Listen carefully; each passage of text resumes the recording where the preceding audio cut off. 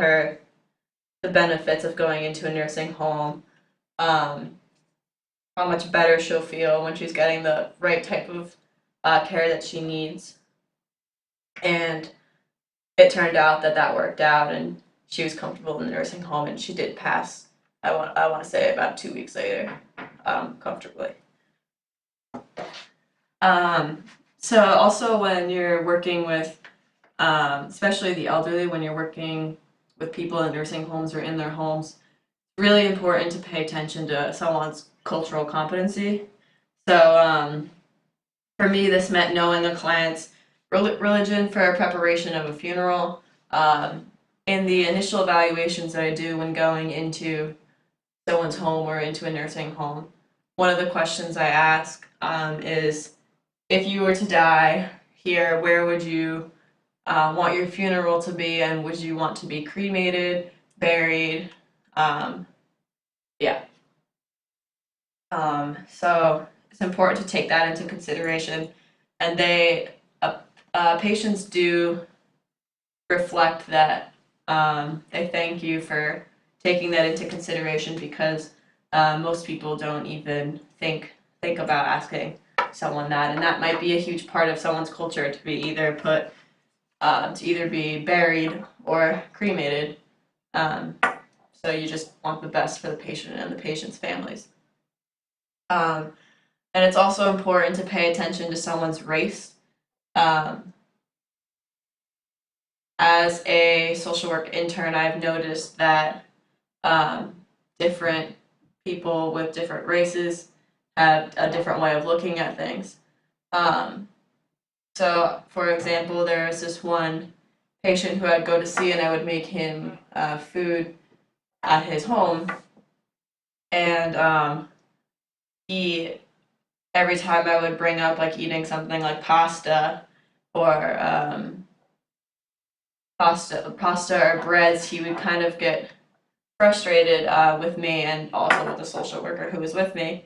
And he would say like, no, I only eat like fried chicken and biscuits and gravy. Like, he was saying it as a joke, but some people take that seriously, and so it's important not to, I guess, jump to conclusions and say like, you have pasta or broccoli on the menu today. And it was a part of his culture too, that he really only liked to eat fried chicken and biscuits and gravy. He was an African American male too. So it did make sense, and I think he felt offended when I said pasta and bread and broccoli, just because it's not what he was used to eating, and he had said to me that that's more of like an Italian person's meal choice. He was very particular in his meals. And then, because I'm working with the elderly, it's really important to take into consideration their age. What I've seen people youngest 28 up to 100 years old. And this becomes important because for someone's age, they might not qualify for certain services. Like, for example, Medicare or Medicaid. It's a very complicated topic to talk about. I don't even really understand it much myself. But for Medicaid or Medicare, you have to be 65 years or older. So, like, for example, I had this patient who was an ALS patient, and he was 28 years old. So, yes, there were services that we found that could help him with finances, because there was a lot of medical treatments and just supplies that he needed in order to live.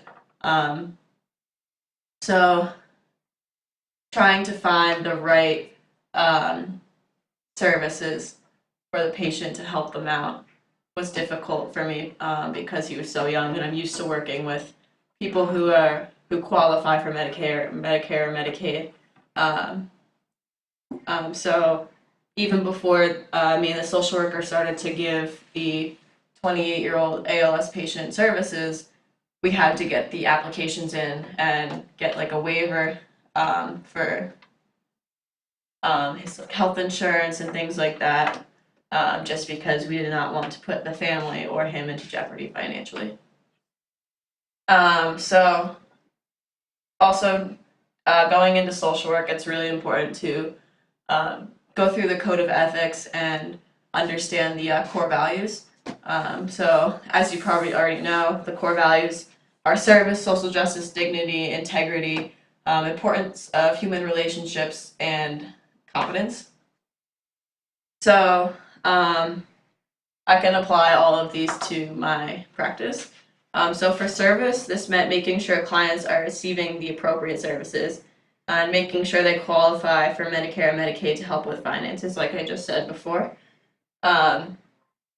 And this meant going above and beyond to find that right service for somebody. Like let's say someone doesn't want Meals on Wheels, then it's my job to find a service that's like Meals on Wheels in the Rhode Island area that would be to their liking and fits their needs at best. And then social justice meant advocating for clients when working with the government. So I've had patients who had said, like in my presence, that they were feeling depressed and they want to kill themselves. They don't say directly, "I want to kill themselves," but they joke about things, saying like, "Oh, I'm gonna shoot myself," and I can't. Like, I have to document that. I'm not allowed to ignore that. That's a serious issue that you're dealing with. You have someone's life basically in your hands. So advocating for that client, I had to put in a note to the Department of Health Services and address the issue, and then and say that there is a concern, but I don't think this patient is suicidal. But hey, could you send someone over maybe to talk to them and see what's going on, just to make sure that everything is okay, or if there's another service I need to find to give them, or if I should put an order in for a more trained social worker, just because I'm an intern, so I don't know everything yet about what I'm doing.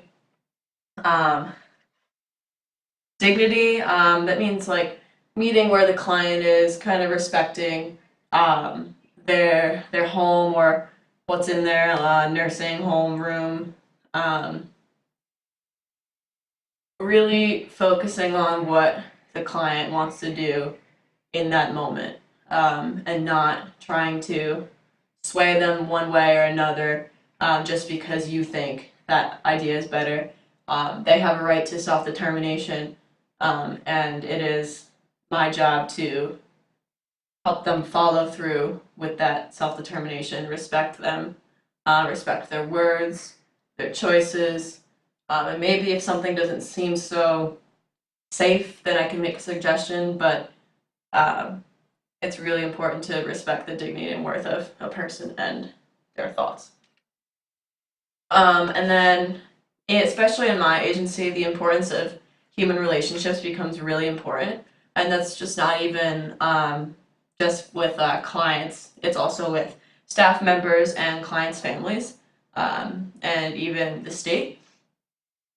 So including family members in the process of either the end of care life or just palliative care, it lets them know that you care and that you're doing what you can to support both the patient and then the patient's families. It's important to have a good relationship with my staff too, just because we're all in this together, and it's important to get ideas from other people, collaborate with them. It builds a connection where you start to become more comfortable in talking about, let's say, a case that you may have thought was not something you could do. So you talk to one of the social workers and ask them for any suggestions, or what are their thoughts on the case, or even ask them like what they would do, and then maybe try to do that. and see if that works out. I found it really important to have a really good relationship with my supervisor because she was the one I needed to go to about everything. I really liked hearing, like, telling her everything about going out on my visits and then hearing her feedback, whether it was negative, positive. Um, it's nice to have that relationship.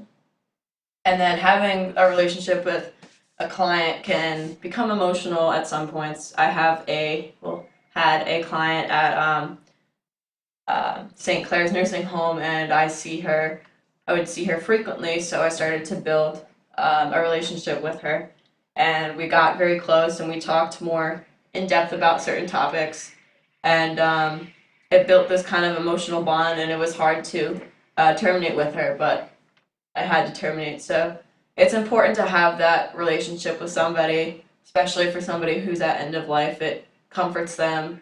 It makes them more willing to talk and be open, which is always a good thing.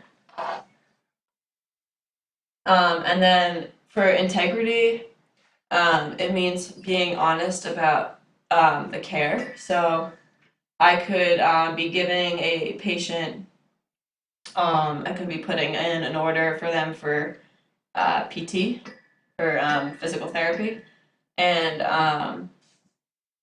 I could tell them that this is what they're going to do with you, and this is how they're going to do it, and they say, okay, you can put the order in, that sounds good, I look forward to seeing them when they come, and then the physical therapist shows up and nothing goes as what I had said, so then the patient begins to feel uncomfortable and not so happy with the services provided by VNS.